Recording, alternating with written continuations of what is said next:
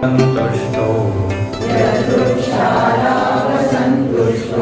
द्वन्द्वातीतो विमत्सरः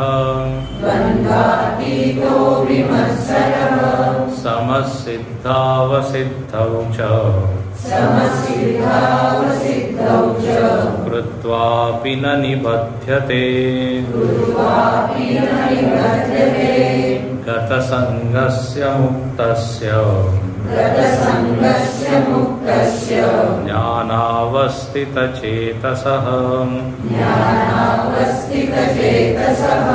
यज्ञायाचरतः कर्म समग्रं प्रविलीयते ब्रह्मार्पणं ब्रह्महविः ब्रह्माग्नौ ब्रह्मणाहुतम् ब्रह्मैव तेन गन्तव्यम्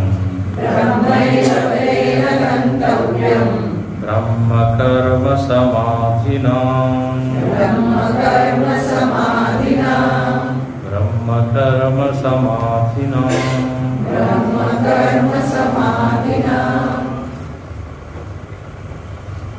मागच्या 4-5 श्लोकापासून आपण ज्ञानीचं वर्णन पाहत आहोत. ज्ञानी कर्म करताना दिसतो आणि असं वाटतं की तो स्वतःसाठी कर्म करत आहे, आपल्यासारखंच तो कर्म करत आहे असं आपल्याला दिसतं. पण त्याची अंतरंग स्थिती एकदम वेगळी असते. स्वतःमध्ये तो कर्तृत्व न ठेवता कर्म करतो. देवाची सेवा म्हणून तो करतो असं म्हणा. त्यानंतर आसक्ती रहित होऊन करतो. मग काय पाहिलं, काम संकल्प वर्जिता त्यक्त्वा कर्म फलासंग. सगळे जर पॉइंट तुम्ही नोट केले तर तुम्हाला कळेल 8-10 त्याच्यामध्ये गुण आहे, ते ठेवून तो कर्म करतो. म्हणून परत परत इथे लिहिलंय की त्याचा परिणाम काय होतं, कृत्वापि न निबध्यते. केल्याने तो बंधनात येत नाही. नाही तर साधारण नियम असाच आहे की कर्म केला की बंधन प्राप्त होतं. बंधन प्राप्त होणे म्हणजे काय, नवीन वासना, संस्कार, इच्छा उत्पन्न होणे. बंधन म्हणजे कोणी दोरीने बांधणार नाही. बंधन म्हणजे परत पुनर्जन्म होईल, तर ही बंधन. तर कर्माचे जेवढे दोष आहेत ते दोष त्याच्यामध्ये येत नाही. कारण आतमध्ये त्याचं ज्ञान असं आहे की ते जणू काही एक प्रोटेक्टिव्ह कव्हर आहे. कर्माचे दोष त्याला लागले. म्हणून नैव किंचित करोमि ती, आणि म्हणून त्याला अकर्म म्हणतात. अकर्म. भक्तीच्या भाषेमध्ये असं म्हणतात की जो देवासाठी कर्म करत आहे त्याला तुम्ही म्हणा अकर्म. कारण स्वतःसाठी नाही करत, देव प्रसन्न होईल या क्रियेद्वारे हीच त्याची काय इच्छा आहे. तर त्याचा परिणाम हा होतो की देव त्याला मुक्त करतो असं. आणि म्हणून देवानी परत परत सांगितलंय, मला अर्पित करा, माझ्यासाठी करा. गीतेमध्ये तुम्ही अनेक श्लोक पाहिले. सर्वधर्मान् परित्यज्य मामेकं तत्कुरुष्व मदर्पण मय्येव मन आदत्स्व मद्भक्त मद्याजी माम नमस्कुरु. सगळ्या या श्लोकांमध्ये एकच आहे, माझ्यासाठी. पुढे म्हणत देव फारच स्वार्थी आहे, डिमांडिंग आहे, पण त्याचा परिणाम फार चांगला होतो. आपल्यासाठी करण्यापेक्षा त्याच्यासाठी जर होते तर तर त्याचं फळ मोठं आहे. चित्तशुद्धी आहे, कृपा आहे,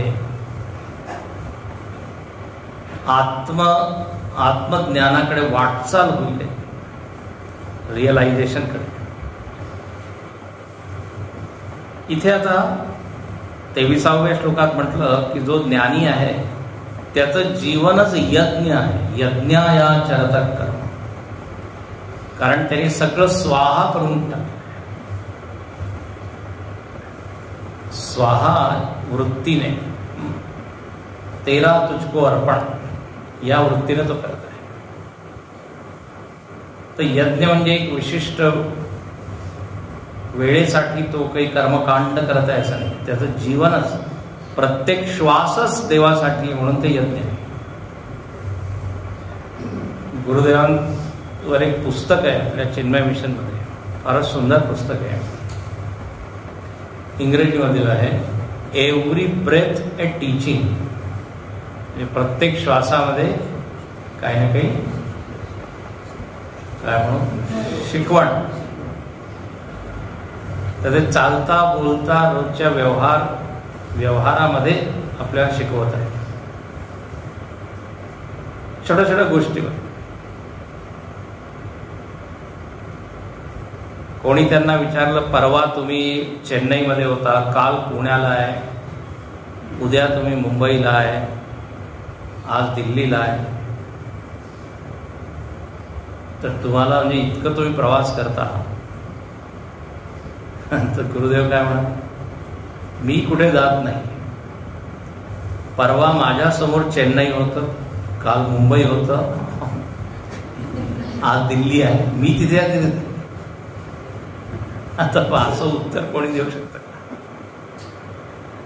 आपण नुसतं वाचतो, मी नित्यदृष्ट आहे, नित्य आहे, पण ते त्यांच्या श्वासामध्ये ते असल्यामुळे, सिस्टम मध्ये असल्यामुळे उत्तर लगेच तसंच आहे. मी कुठे जातो, मी कुठे येतो.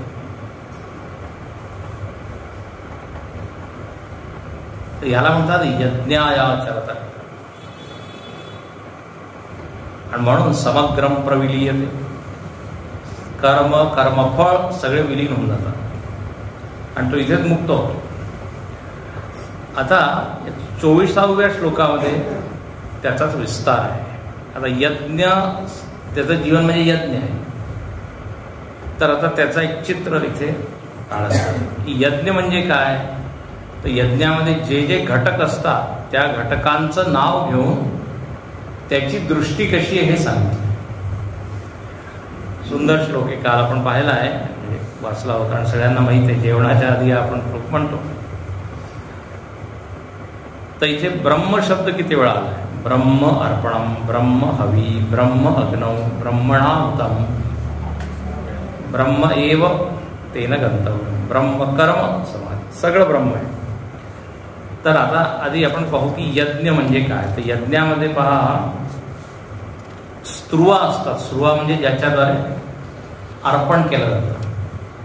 तूप वगैरे आपण टाकतो, चमचा असतो तो, म्हणजे तर म्हणे अर्पण येन करणेन, ज्या साधनेच्या द्वारे, उपकरणाच्या द्वारे आहुती टाकत आहे ते लाकडाचं असतं, त्याला अर्पण म्हणतेलं इथे. तर म्हणजे ते काय आहे, ते ब्रह्मच आहे. स्त्रुवा ते ब्रह्म आहे. हवी, हवी म्हणजे समिधा, मराठीमध्ये काय म्हणतात, समिधा, सामग्री. तर म्हणजे सामग्री काय आहे, तर म्हणजे ती सुद्धा ब्रह्म आहे. ब्रह्म हवी. हो. त्यानंतर कशामध्ये आपण ती आहुती टाकतो, तर म्हणजे अग्नीमध्ये. अग्नी काय आहे, ब्रह्म अग्नी. अग्नी सुद्धा ब्रह्मधारी आहे.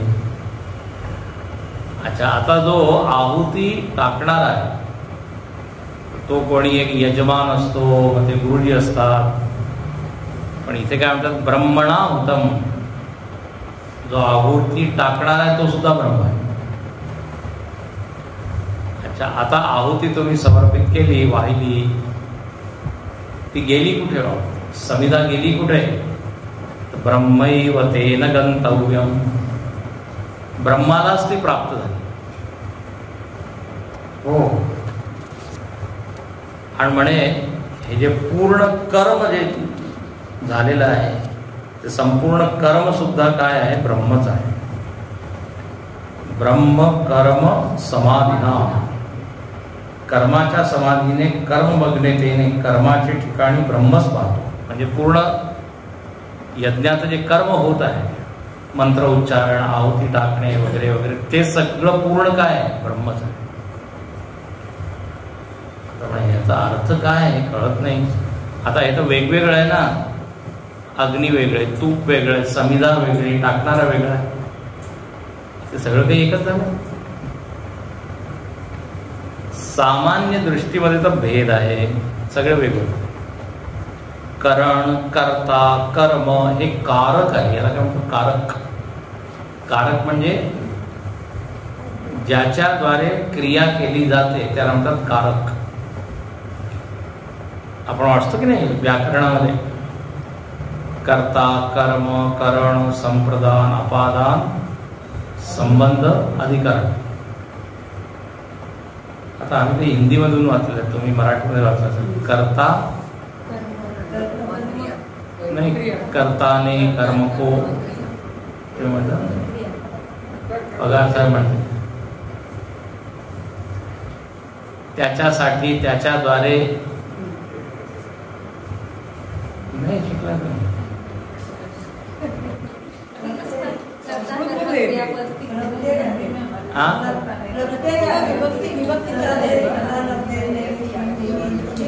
हा, ते काय? हा विभक्ती प्रत्यय आहे, पण त्याच्या पुढे असतं ना, ते तर ठीक आहे, तर नावं झाले कर्ता, कर्म, करण. पण म्हणजे कोण जो करणार आहे, तर कर्ताने कर्म कशासाठी करत आहे, कशाच्या द्वारे. हिंदीमध्ये असतं ते, कर्ताने कर्म को कर्ण के द्वारा के लिए. नाही तसं अहम पुस्तकम पठामी, तर अहम झाला कर्ता, पुस्तकम झालं कर्म, पठामी झाली क्रियापद. असंच आहे. आता हे वेगवेगळं आहे. कर्ता मी आहे, ज्याच्यावर कर्म होतं, क्रिया होती, त्याला म्हणतात कर्म, ऑब्जेक्ट इंग्लिश. ज्याच्याद्वारे मी कर्म करतो त्याला म्हणतात करण, इन्स्ट्रुमेंट, उपकरण. तर आता इथे कसं आहे, आहुती काय झाली? कर्म. त्यानंतर ते स्त्रू आहे ज्याच्याद्वारे करते करण, जो यजमान आहे तो करता. आणि संप्रदान कशासाठी मी करत आहे, तर ते सुद्धा ब्रह्मासाठी. आपण काय देवासाठी आपण म्हणतो, इंद्र वगैरे देवतासाठी करत आहे, पण इथे सगळं ब्रह्म आहे.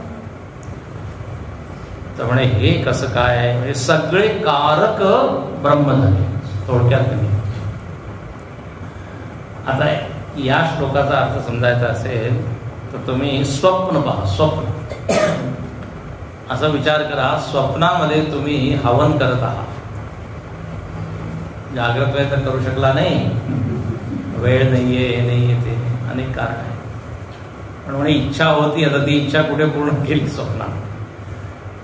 आता स्वप्नामध्ये एक हवन कुंड आहे, मग अग्नी आहे, भटजी आहे, तुम्ही आहात, तूप आहे, समिधा आहे.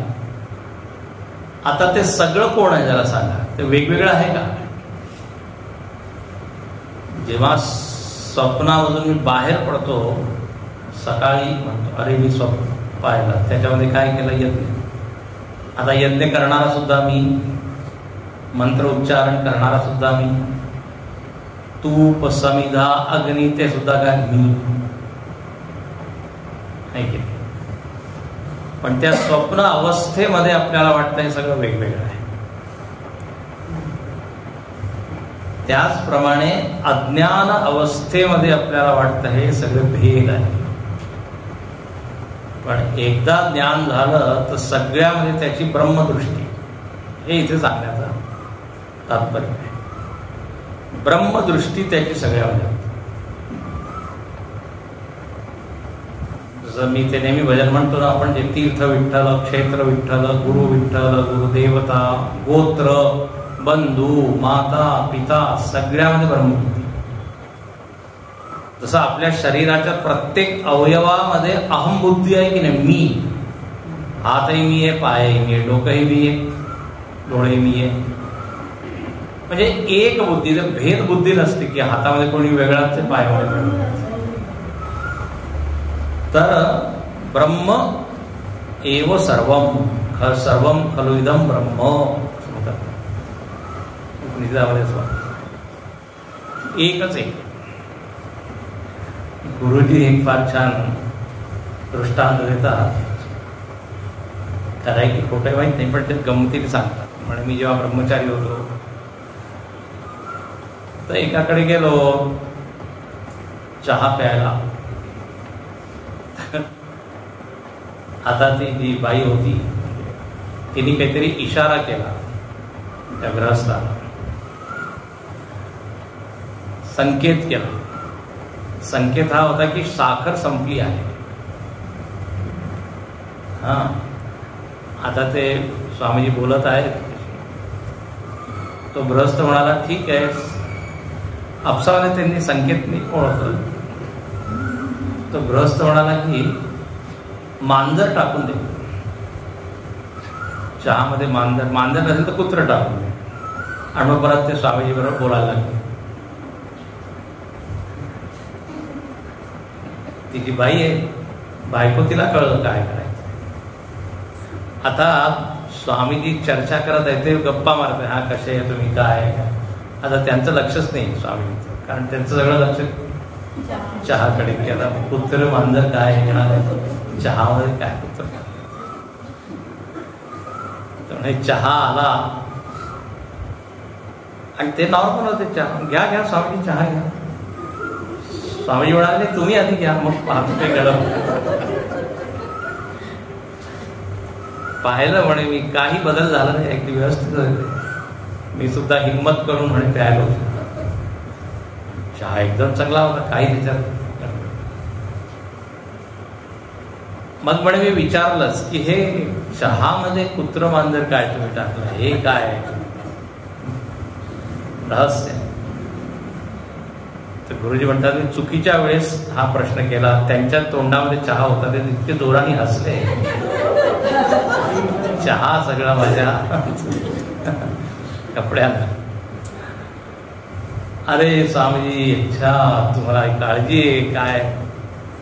असं होतं, काल मी मार्केटमध्ये गेलो होतो आणि तिथे साखरेची अशी खेळणी होते, कुत्रे, मांजर, बावल्या वगैरे साखर. जर साखर संपली तर मी सांगितलं तेच टाकू.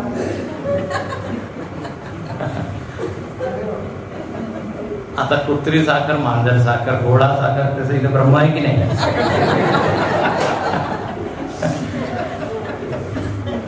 तर स्वामीजी म्हणे माझी बुद्धी त्याच्यामध्ये एक प्राणीची होती, पण त्यांची कशी बुद्धी होती, साखर बुद्धी. साखरम एव सर्वम. तर वेगवेगळे नाम, रूप, आकार, पण खरं ते काय सगळं साखर. त्याप्रमाणे या जगामध्ये सुद्धा असंच आहे. आता जेव्हा ही दृष्टी मिळेल, पण हे सत्य आहे हे तर जाणून ठेवलं पाहिजे. इथे असं म्हणलं की ज्ञानीचं एकत्व, अभेद दर्शन, अभेद दर्शन. आता रूपक इथे यज्ञाचं घेतलंय, कारण त्याच्यामध्ये भेद आहे, घटक अनेक आहे, वस्तू अनेक आहे. पण जर विचार केला सगळं काही एकच आहे. अच्छा, इथे उपासना एक आहे, ज्ञान म्हणजे सगळ्यामध्ये तो ब्रह्मच पाहत आहे. आणि दुसरी एक खालची थोडीशी पातळी काय, अजून जर ही बुद्धी माझी बनली नाही किंवा ही दृष्टी प्राप्त झाली नाही तर म्हणे काय करा तुम्ही, माना. म्हणजे थोडंसं जसं आपण सगळीकडे देव तर आपल्याला दिसत नाही, तर मूर्तीमध्ये विष्णू आहे, शिव आहे, याला काय म्हणू आपण, उपासना. दिसत काही आहे पण आपण मानतो की इथे देव आहे. खरोखर मला देव दिसत नाही, पण आपण एक मानसिक काही भावना केली. ती भावना करता करताच ती ज्ञानामध्ये कन्वर्ट होते, आहे की नाही? उपासना करता करता ज्ञानामध्ये पडते, मग ऍक्च्युअल तुम्हाला तसं दिसेल. म्हणून जे आपण सारखं म्हणतो कर्म करताना असं म्हणा की देव करत आहे, देव करत आहे, म्हणजे मी करत नाही, मी करत नाही. तर एक दिवस तुम्हाला खरोखर वाटेल की मी करता नाही असं. तेथे भगवान शंकराचार्यांनी आपल्या भाष्यामध्ये लिहिलंय, काही लोक याला उपासनेचा मंत्र मानतात की आज तुमची बुद्धी नाही आहे ब्रह्मबुद्धी, तर तुम्ही काय असं भावना करा. अर्पणादि बुद्धी निवर्तते यथा प्रतिमादौ विष्णू आदि बुद्धी यथा वा नामादौ ब्रह्मबुद्धी. जसं प्रतिमा वगैरे मध्ये आपण ब्रह्मबुद्धी ठेवतो की हा शंकर आहे, हा गणपती आहे, त्याचप्रमाणे इथे सुद्धा तुम्ही असं एक भावना याप्रमाणे इथे झालं. आता हे हा म्हणजे जो श्लोक आहे ज्ञानीसाठी. आता जवळजवळ 11-12 प्रकारचे यज्ञ सांगितले आहे. आता यज्ञाचं प्रकरण सुरू झालं म्हणजे उदाहरण तेच दिलं यज्ञ. तर आता म्हणतात जे एकदम या स्थितीवर पोहोचले नाही ते लोक सुद्धा यज्ञ करतात, ज्ञानीच करत नाही. ज्ञानीचं यज्ञ तर हे झालं, पण सगळेजण तर या स्थितीवर नाही. दुसरे लोक कसे कसे यज्ञ करत आहे, तर इथे 12 प्रकारचे यज्ञ सांगितले आणि जणू काही ही 12 प्रकारची साधना आहे. पहा 25वा आहे. दैवमेवापरे यज्ञं योगिनः पर्युपासते ब्रह्माग्नावपरे यज्ञं यज्ञेनैवोपजुह्वति दैवमेवापरे यज्ञं योगिनः पर्युपासते ब्रह्माग्नावपरे यज्ञं यज्ञेनैवोपजुह्वति. दैवमेव अपरे. अपरे म्हणजे दुसरे प्रकारचे साधक आहे, ब्रह्मज्ञानी नाही. दुसरे जे साधक आहेत त्यांचं इथे नाव दिलेलं आहे योगिनः, योगी आहे. अच्छा, यांचा यज्ञ काय आहे? तास सामान्य यज्ञ जो आपण सगळेजण करतो. दैवम यज्ञ, त्याला म्हणतात दैव यज्ञ. तर एका देवतासाठी, त्याच्या प्रसन्नतेसाठी आपण जो यज्ञ, हवन, याग म्हणतो ना, त्याला याग, तो आपण जो करतो त्याला इथे म्हणतात दैवयज्ञ. तर आता लोक काय इंद्राय स्वाहा, विष्णवे स्वाहा, रुद्राय स्वाहा, जी देवता त्यांना प्रसन्न करायची त्यासाठी करतात. आणि आधीच्या काळी ही यज्ञ संस्था फार प्रसिद्ध होती. यज्ञ संस्था म्हणतात, यज्ञ कल्चर म्हणतात, संस्कृती, यज्ञ संस्कृती. सारखं आपण पाहतो यज्ञ होत आहे, यज्ञ होत आहे. प्रभू रामाचा जन्म यज्ञामुळेच झाला. पुत्र कामेष्टी यज्ञ कोणी केला? ऋष्यशृंग ऋषी. आणखीन रामाच्या वेळेस तर यज्ञाचा फारच प्रचार होता. विश्वामित्र वगैरे यज्ञच करायचे. अश्वमेध यज्ञ स्वतः रामाने केला. तर यज्ञ जागोजागी यज्ञ होत आहे.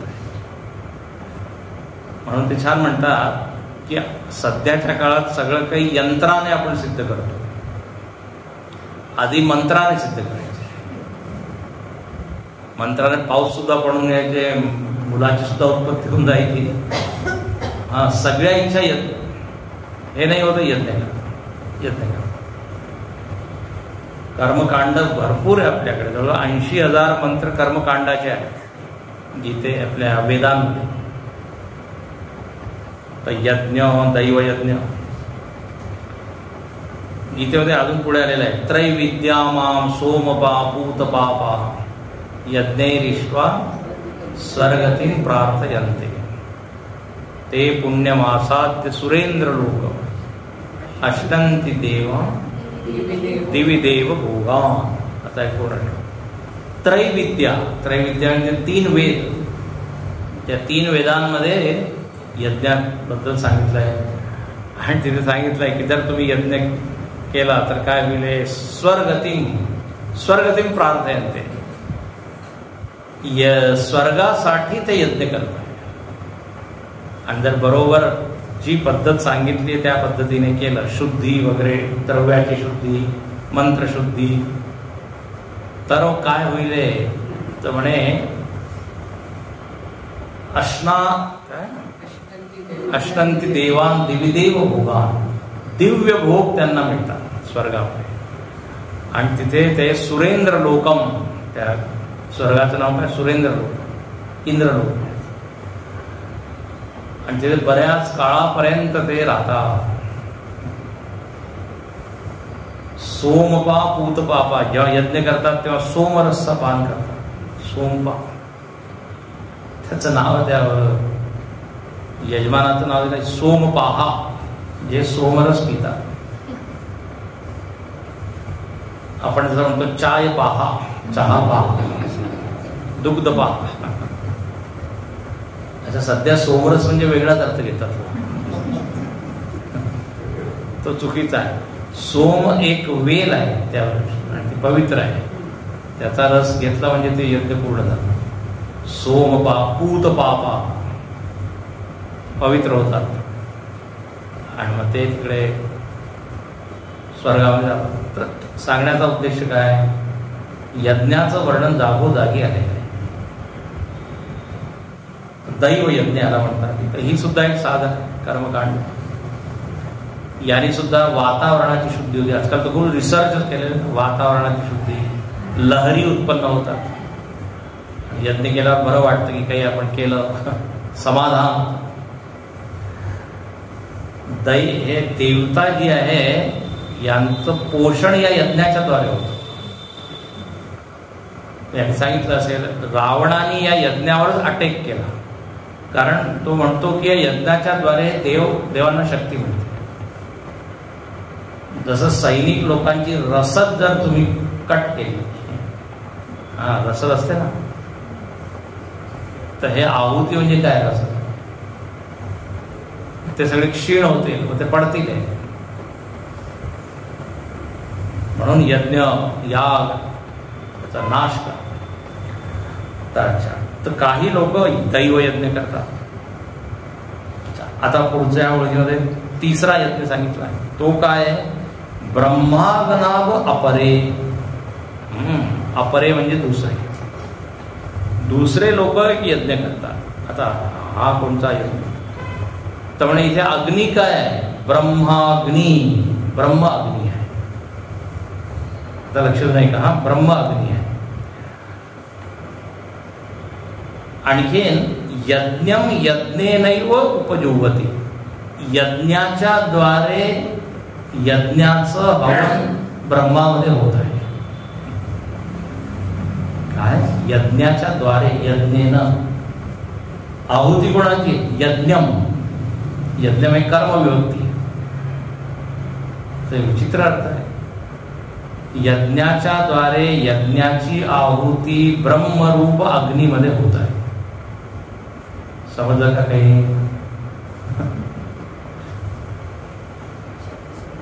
यज्ञाच्या द्वारे यज्ञ. तर इथे एकदम फारच सूक्ष्म गूढ श्लोक आहे. इथे यज्ञ शब्दाचा अर्थ आत्मा आहे. दोन वेळा यज्ञ शब्द इथे लिहिलेला आहे. तर तिथे अर्थ शंकराचार्यांनी केला आहे. एक आहे सोपाधिक आत्मा आणि एक आहे निरुपाधिक आत्मा.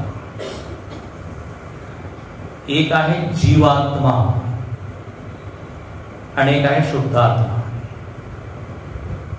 आता इथे याचा अर्थ असा आहे की तो यज्ञ म्हणजे काही अग्नी वगैरे नाही, ध्यान करत आहे. तो ध्यान कशामध्ये आहुती टाकत आहे, त्यामुळे जीवात्मा जो परमात्मा आहे त्याच्यामध्ये तो आहुती टाकत आहे.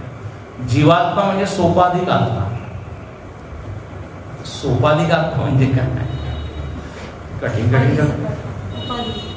उपाधियुक्त. आज आपण सगळेजण सोपाधिक आत्मा आहे. शरीर, मन, बुद्धी याला काय आपण म्हणू? उपाधी. ठीक आहे. तो उपाधी सहित जो आत्मा आहे त्याला काय म्हणू? सोपाधिक. आज आपला जो परिचय आहे, आपली ओळख आहे ती काय? मी यांच्या सकट आहे, याला काय म्हणू? सोपाधिक. पण हे सत्य नाहीये. सत्य काय आहे तर म्हणे माझ्यामध्ये काही उपाधी नाहीये, आत्म्यामध्ये काही उपाधी. तर आता इथे ध्यान करायचं आहे, आपल्या सगळ्या उपाधींना विलीन करायचं आहे, विसरायचं आहे की नाहम जीव, मी जीव नाहीये, मी शिव आहे. चिदानंद रूप शिवोहम शिवोहम. शिवोहम शिवोहम जो ध्यान आहे, जे ध्यान आहे तेच इथे सांगितलं. ब्रह्मरूप अग्नीमध्ये मी माझ्या उपाधी सगळ्या विलीन करत आहे.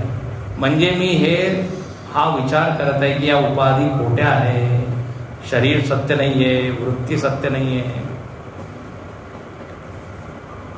त्याचं विलिनीकरण करणं म्हणजे ध्यान लागणं. ध्यानामध्ये काय सांगितलं जातं? स्वतःकडे लक्ष द्या, स्वतःकडे लक्ष द्या. आणखी जे काही आपण आज मानलेलं आहे ते विसरा. कैवल्योपनिषदामध्ये म्हटलेलं आहे अत्याश्रमस्थ सकलेंद्रिया. तुम्ही सगळ्या आश्रमाच्या पलीकडे जा. आश्रम म्हणजे मी गृहस्थी नाही, प्रापंचिक नाही, गृहस्थ आश्रम. आश्रम म्हणजे हे नाही तर मी वानप्रस्थी नाही, मी संन्यासी नाही, मी ब्रह्मचारी नाही. व्यवहारामध्ये हे सगळे याची आवश्यकता आहे. पण इथे जर सत्य तत्व समजायचं असेल तर याला काय करावं लागेल? विली.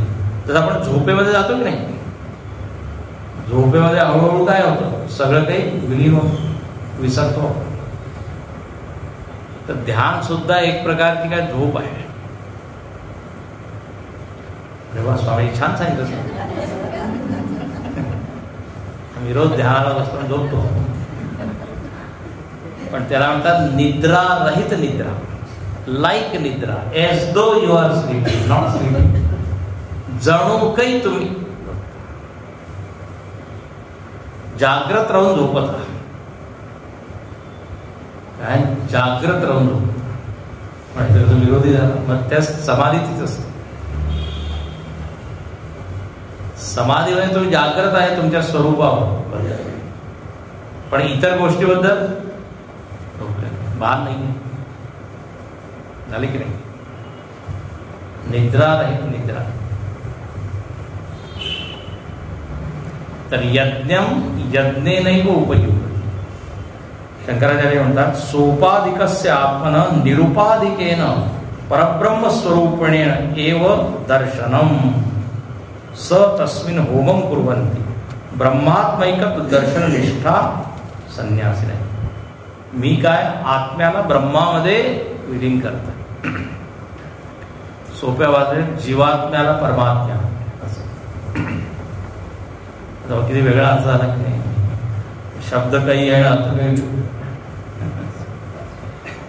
तर ब्रह्माग्राव परे. तर जो ध्यान करणारा साधक आहे तो जणू काही यज्ञच करत आहे. इथे बघा रूपक काय? यज्ञ. यज्ञ आहे म्हणून ते तसं आहे. आता पुढे सुद्धा आता तिसरा यज्ञ. पहिला कोणता झाला? ब्रह्मार्पणम ब्रह्म. दुसरा दैव यज्ञ. तिसरा हा ध्यान यज्ञ. नाव देऊ. आता चौथा श्रोत्रादीनिंद्रियाण्यन्ये संयमाग्निषु जुह्वति शब्दादीन् विषयान् अन्ये इंद्रियाग्निषु जुह्वति श्रोत्रादीनीन्द्रियाण्यन्ये संयमाग्निषु जुह्वति इंद्रियाग्निषु जुह्वति. कोणी म्हटलं इथं आधीचे तर जरा कठीण यज्ञ आहे, जरा सोपे सांगा. तर आता तिसरा यज्ञ, तिसरा की चौथा? चौथा. आता म्हणे असं करा, तुमच्याकडे इंद्रिया आहे ना म्हणे, हवा आहे. इंद्रियांच्या द्वारे तुम्ही काय करत आहात? त्यामुळे पाहत आहो, ऐकत आहो. तर आता ते छान सांगितलं. आधी दुसरी ओळ पहा. आधी दुसरी ओळ आहे तिचा अर्थ, शब्दादीन विषयानन्ये इंद्रियाग्निषु जुह्वति. फार सुंदर. म्हणे अग्नी इथे काय आहे? इंद्रिया. इंद्रियांना काय समजा? अग्नी. आता जेव्हा यज्ञ होतो तेव्हा आहुती टाकतो आपण. त्यामुळे इंद्रियांमध्ये सतत तुम्ही आहुती टाका. आहुती काय? शब्दादीन विषयान. ठीक आहे? शब्द, स्पर्श, रूप, रस, गंध, 5 प्रकारची आहुती आहे. कारण 5 प्रकारची अग्नी आहे. 5 इंद्रिया झालं की नाही? सुंदर. त्यामुळे हा जो यज्ञ आहे आपण सतत व्यवहारामध्ये करू शकतो. आता सध्या तुम्ही यज्ञ करत आहात. शब्द कुठे जात आहे? कानामध्ये. तर शब्दरूपी विषय किंवा आहुती कानरूपी इंद्रियांमध्ये जाते. हा एक यज्ञ झाला. तर शब्दादीन विषयान. अच्छा, पण आता इथे कोणी म्हणेल वा छान आहे, म्हणजे सतत जे आम्ही व्यवहार करत आहोत तर तो यज्ञ झाला. या ओळीप्रमाणे ते झाला, कारण विषय येत आहे आणि इंद्रियांमध्ये विलीन होत आहे. पण लक्ष दे, इथे थोडं सावध होऊन ऐकायचं. जेव्हा आपण यज्ञ करतो तेव्हा आपण विशिष्ट समिधा टाकतो. असं कचरा नाही टाकत. कचरा आम्ही जाळत आहे त्याला यज्ञ म्हणू का आपण? नुसतं जाळणं, काहीतरी पेटवणं, त्याला यज्ञ नाही म्हणत. त्याचप्रमाणे काही पण पाहत आहे, काही पण ऐकत आहे ना, सात्विक विषय जर मी ग्रहण करत आहे तरच हे यज्ञ आहे. म्हणून भद्रम कर्णे शृणुयाम देवा, भद्रम पश्येम अक्षभिर्यजत्रा. सकाळचा वर्ग कोणी अटेंड करत आहात त्याच्यामध्ये श्लोक रोज म्हणतो ना आपण. पुढचं सकाळचं दिलेले होत ऑनलाईन. मुंडकोपनिषदाचा शांती मंत्र, त्याच्यामध्ये अर्थ सांगितला होता. तर जे भद्र आहे, चांगलं आहे ते आपण ऐकावं, प्रार्थना आहे. भद्र म्हणजे ज्याच्यामुळे माझी वाटचाल सत्य तत्वाकडे. अनुकूल विषय ग्रहण करणे. अनुकूल विषय, साधनानुकूल, आत्मानुकूल, तेव्हाच यज्ञ म्हणवलं जाईल. टीव्ही समोर मी बसलो काही पाहत आहे त्याला नाही. प्रवचन तुम्ही ऐकत आहात तर यज्ञ होत आहे. तर कोणी तुम्हाला विचार काय करत आहात, तुम्ही म्हणा यज्ञ करत आहे. म्हणजे काय यज्ञ? टीव्ही पाहता? नाही, स्वामीजींनी शिकवलंय आम्हाला. सात्विक आणि संस्कार चॅनल पाहतो, आस्था चॅनल पाहतो, यज्ञ होत आहे. तर चांगले विषय ग्रहण करणे इंद्रियाग्निषु जुह्वति. आणि याच्याद्वारे काय होईल? मन प्रसन्न होईल की नाही? मन शुद्ध होईल. मन देवता जो आहे ना मनातला तो प्रसन्न होईल. तो यज्ञ आहे. एक आणखी यज्ञ, याच्या वरची लाईन, श्रोत्रादीन इंद्रियाण्यन्ये संयमाग्निषु जुह्वति. आता काय करा, इंद्रियांना तुम्ही आहुती टाका, इंद्रियांची आहुती टाका. आता अग्नी काय, संयम अग्नी. संयम रूपी अग्नीमध्ये इंद्रियांची आहुती टाका. दुसऱ्या ओळीमध्ये काय होतं, विषयांची इंद्रियांमध्ये. आता इंद्रियांना संयम मध्ये, हे काय अर्थ आहे, याचा काय अर्थ, म्हणजे सोप्या भाषेत समजायचं, इंद्रिया कंट्रोल, नियमन करा, मनाच्या द्वारे इंद्रियांचं कंट्रोल करा. असं इंद्रियांची आहुती मनामध्ये टाका, मनाच्या द्वारे संयमित करा इंद्रियांना.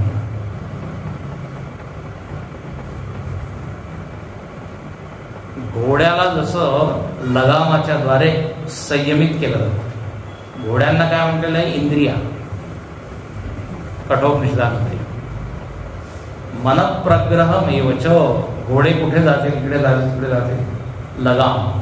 तर मन काय आहे, मनाच्या द्वारे यू डायरेक्ट यू कंट्रोल इंद्रिया. तर जर मी असं करत आहे तर हे सुद्धा एक प्रकारचं काय यज्ञ आहे.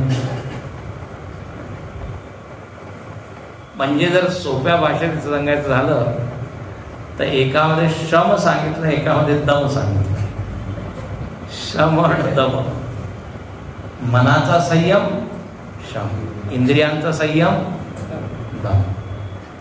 इंद्रियांनी विशिष्ट विषय ग्रहण करणे हे इंद्रियांचा संयम झालं की नाही, आणि मनाच्या द्वारे त्या इंद्रियांना थांबवणं, अरे तिकडे नाही जायचं, हे नाही पाहिजे, ते नाही. दोन प्रकारचे संयम आहे, मनसंयम, इंद्रिय संयम. अनेक वेळा काय होतं, इंद्रियांवरचा संयम आहे पण मनामध्ये संयम नाही, मन गडबड करत आहे. कधी कधी काय, मन संयमित आहे पण इंद्रिया ज्या विषयांना पाहतात तेव्हा त्या चंचल होतात. म्हणून दोघांचं कंट्रोल वेगळं आहे. हा, हे जरूर आहे की दोघं एकमेकाशी संबंधित आहे. जेवढा मनावर ताबा येईल तेवढाच इंद्रियांवर सुद्धा ताबा मिळवला जाईल. कारण दोन असे जुळलेले एकदम वेगवेगळे नाही, तरी पण दोघांचा संयम वेगळे. जसं मनामध्ये मला राग येत आहे, ठीक आहे, क्रोध वृत्ती आहे, पण मी इंद्रियांना थांबवलं, म्हणजे मी बोललो नाही काही, तर इंद्रियांचा संयम झाला की नाही. मनामध्ये तर संयम नाहीये, मन तर म्हणत आहे. म्हणजे मनामध्ये वृत्ती येईल त्याच्यावर आपला काही कंट्रोल नाही, पण इंद्रियांवर कंट्रोल केला की कळतंय का, हे थोडा फरक झाला की नाही. हा, पण इंद्रियांवर जर आपण प्रॅक्टिस केली की ठीक आहे, मला राग आला तरी मी बोलणार नाही, ते ठीक आहे, पण आपण ट्रेनिंग कोणाला दिलंय, ते आहे, पण तरी त्यामुळे थोडा फरक आहे.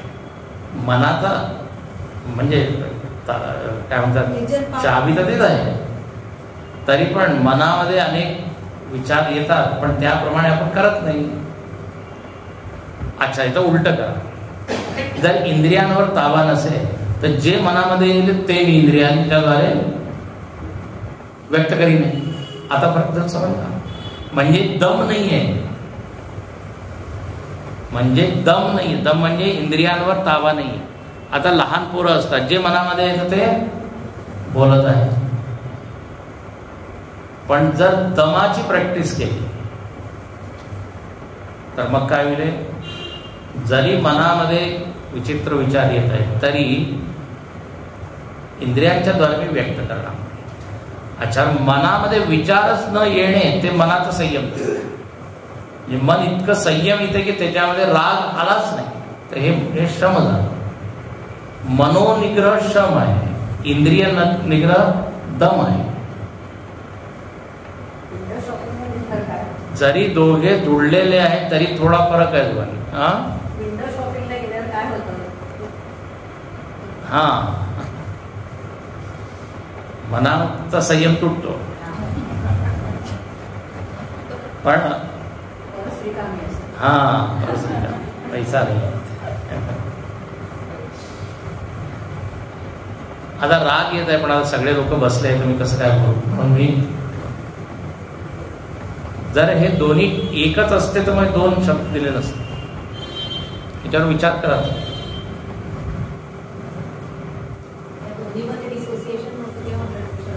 हा दोघांमध्ये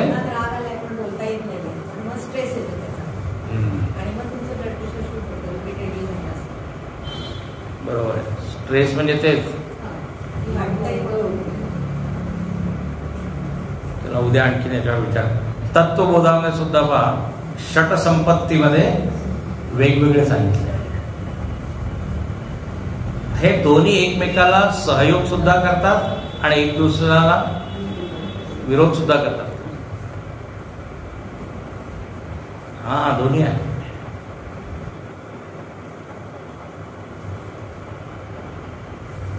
श्रोत्रादी इंद्रियाण संयम अग्निशुद्ध. अच्छा, आता पुढचा यज्ञ. पुढचा काय यज्ञ आहे? एकाला संयम यज्ञ द्या, एकाला इंद्रिय यज्ञ द्या. पहिला जो आहे संयम यज्ञ, दुसरा इंद्रिय यज्ञ. सर्वाणि इंद्रिय कर्माणि प्राण कर्माणि चापरे आत्म संयम योगाग्नौ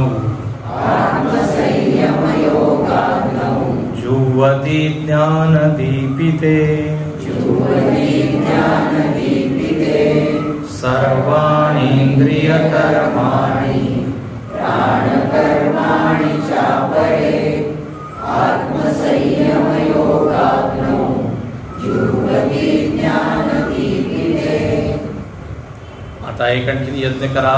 तुमने इथे काय आत्मसंयम योग अग्नि. इथे अग्नि काय आहे? त्यामुळे तुम्ही आपल्या मनाला आत्म्यामध्ये संयमित करा, आत्म्याकडे न्या, आत्म्यामध्ये विलीन करा. अग्नी इथे ही आहे संयम अग्नी. आणखीन कशाची आहुती द्यायची आहे? त्यामुळे सर्वाणी इंद्रिय कर्माणी, सर्व इंद्रियांचे जे कर्म आहे, म्हणजे इंद्रियांच्या द्वारे जे काही मी करत आहे ते सगळे थांबवा. त्याची आहुती देणं म्हणजे काय? थांबवणे. आणि प्राण कर्माणि चापरे. आणखीन प्राणाचा सुद्धा काय संयम करा. आता हे जरा कठीण आहे. आकुंचन प्रसारणादीनी तानी, संकुचित होणे, विस्तृत होणे, हे जे प्राणांचे कर्म आहे. आता सोप्या भाषेत जर सांगायचं तर प्राणायाम तर ते करा. आणखीन मनाला कुठे न्या? तर म्हणजे आत्म्याकडे. आणि इथे म्हणलेलं आहे जुह्वति ज्ञान दीपिते, विवेक विज्ञानेनं, म्हणजे विचारपूर्वक तुम्ही संयम करा. विचारपूर्वक, विवेकपूर्वक. आता हे जरा कठीण समजण्यात. हो, पण संयम कुठे? आत्म्यामध्ये. आत्मसंयम, आत्मनि संयम, आत्मसंयम. हे पहा संयम कुठे होऊ शकतो माहिती आहे? महर्षी पतंजलींनी सांगितलं आहे संयम म्हणजे ध्यान, धारणा, समाधी त्रयम एकत्र संयम असं म्हटलं. एकाच ठिकाणी तुम्ही जर चित्ताला एकाग्र केलं, त्याच वस्तूबद्दल विचार केला आणि त्याच वस्तूमध्ये मन पूर्णपणे विलीन केलं, तिन्ही गोष्टी एकामध्ये, धारणा, ध्यान, समाधी. धारणा म्हणजे एकाग्र करणे, ध्यान म्हणजे त्याचाच विचार करणे, आणि समाधी म्हणजे त्याच्याशी एकरूप होणे. आणि ते असं म्हणतात, एका पूर्ण अध्याय पतंजली योगसूत्रामध्ये, की जर तुम्ही सूर्यामध्ये ध्यान, धारणा, समाधी केली तर काय फळ मिळेल? चंद्रामध्ये केलं तर काय, नाभीमध्ये केलं तर काय, कंठामध्ये केलं तर काय, एक एक सिद्धी मिळेल तुम्हाला. कंठामध्ये जर केलं तर तहान आणखी भूक याच्यावर ताबा मिळतो. नाभीमध्ये केलं तर म्हणतात पूर्ण भुवनाचं ज्ञान होईल तुम्हाला, असं एक एक सांगितलंय ते. पण काय अट काय, धारणा, ध्यान, समाधी तिन्ही एकाच ठिकाणी. धारणा म्हणजे कॉन्सन्ट्रेशन. आता पहा, लोकांना ध्यान आणि धारणा सगळं एकच वाटतं. ध्यान धारणेला कसा फरक आहे. धारणा म्हणजे नुसतं त्याला पाहणे, आणखी ध्यान म्हणजे त्याच्याबद्दल विचार करणे. जर मी या माईकला नुसतं पाहत आहे त्याला काय म्हणू, धारणा. तर पाहिलं सगळंच विचार, लोक मेणबत्तीवर त्राटक द्रवणात धारणा. देशबंध चित्तस्य धारणम, एका वस्तूवर चित्ताला ठेवणे. जसं गुणगुणी आणि इंग्रजीमध्ये स्टेअरिंग, असं नुसतं पाहत आहे, तर त्याला काय म्हणू, धारणा. अच्छा, ध्यान म्हणजे काय? ध्यान म्हणजे ज्या वस्तूकडे मी पाहत आहे त्याच्याबद्दल विचार करणे.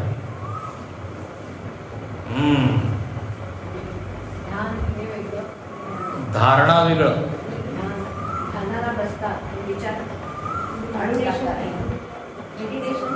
हा, मेडिटेशन म्हणजे त्या वस्तूबद्दल विचार मी करतोय सतत.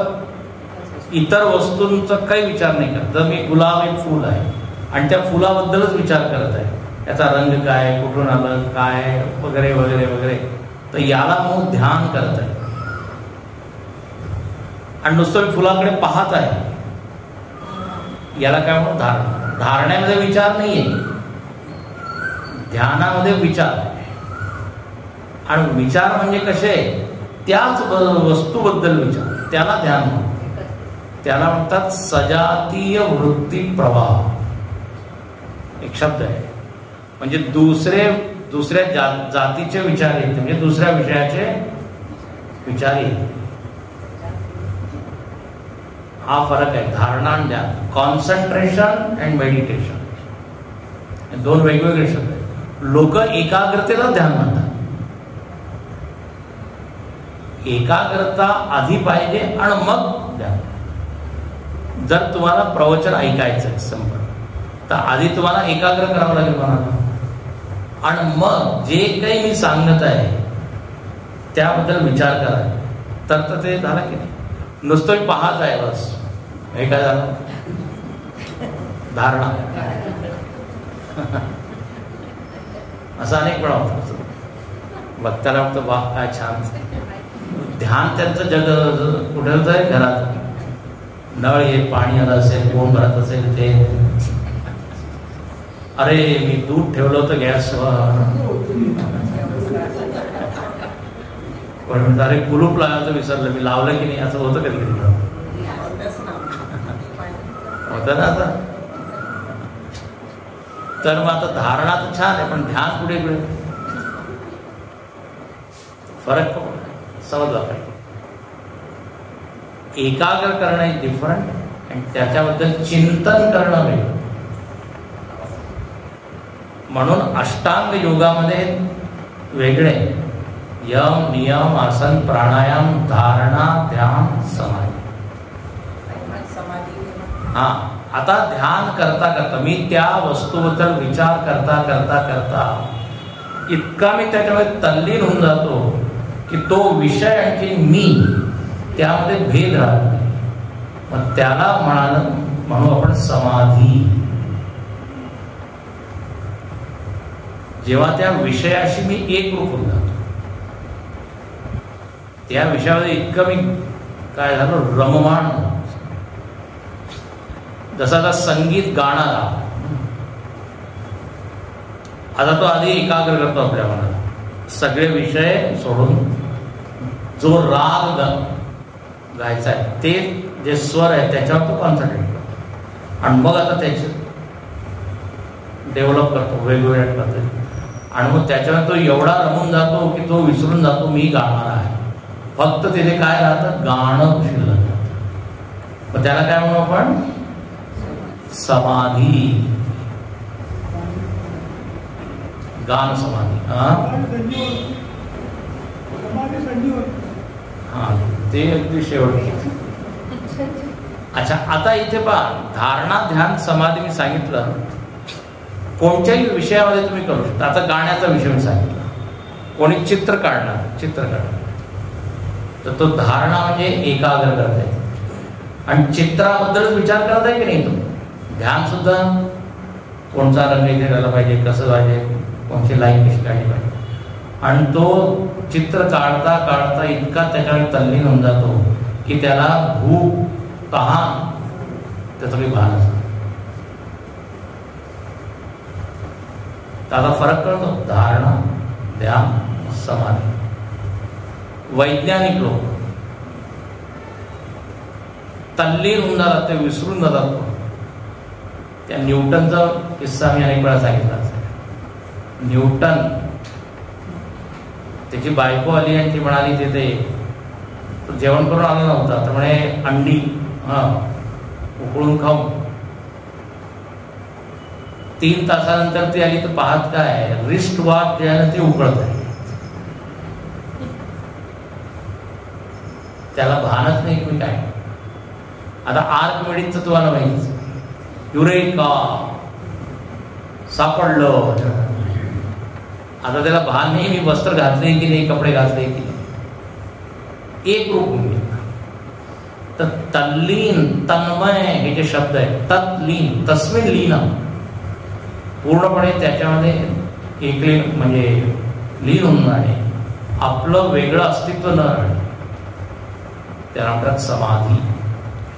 गुरुदेव म्हणायचे की सगळ्यात छान नृत्य कोणचं आहे, आणि डान्सर नृत्य करत आहे तर म्हणे ते डान्स सगळ्यात चांगले ज्याच्यामध्ये नर्तक ऍबसेंट आहे, अनुपस्थित.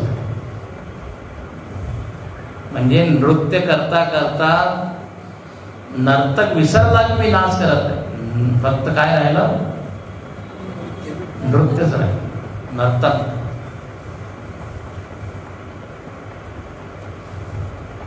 प्रेम वर नाच पांडुरंग, नामदेव महाराज कीर्तन करत आहे. भगवान तिथे आले आणि ते त्या कीर्तनामध्ये एवढे दंग झाले, गळला पितांबर असं म्हणतात. तर अर्थ काय आहे, समाधी परमोत्सव, त्याच्या आधी ध्यान, त्याच्या आधी धारणा. अच्छा, मनाला एकाग्र करायचं, त्याच्या आधी तुम्हाला काय करावं, प्राणायाम करा, प्रत्याहार करा, मागे मागे. प्राणायाम प्रत्याहाराच्या आधी काय, जरा व्यवहार सुधरवा, यम नियम. समाधी लावायची आहे तर यम नियमापासून सुरुवात करा. खरं बोला, इथून सुरू आहे. सत्यम, सत्य, पुढे अस्तेय, ब्रह्मचर्य, अहिंसा, ब्रह्मचर्य, अपरिग्रह, हे सगळे कॉन्ट्रीब्यूट करतात समाधीमध्ये. समाधी काय एकाग्रता, इथूनच सुरुवात करा. एकाग्रच नाही होणार, मन जर असत्य असेल, हिंसा असेल, काय एकाग्र होतं. म्हणून आधी व्यवहार शुद्धी, मग इंद्रिय शुद्धी, मन शुद्धी, मग अष्टांग.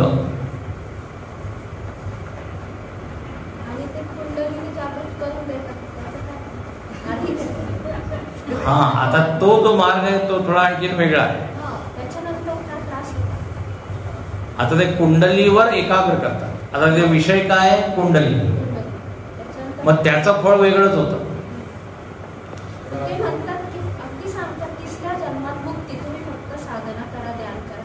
कुंडलीने जागृत करा,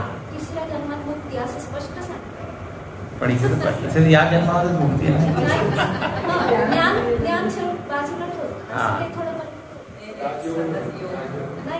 तो शक्तिपात, ती शक्तिपात साधन आहे.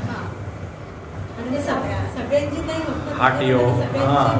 उपस्थित सगळ्यांची. नाही सगळ्यांची नाही होत. निर्मला देवी म्हणून. निर्मला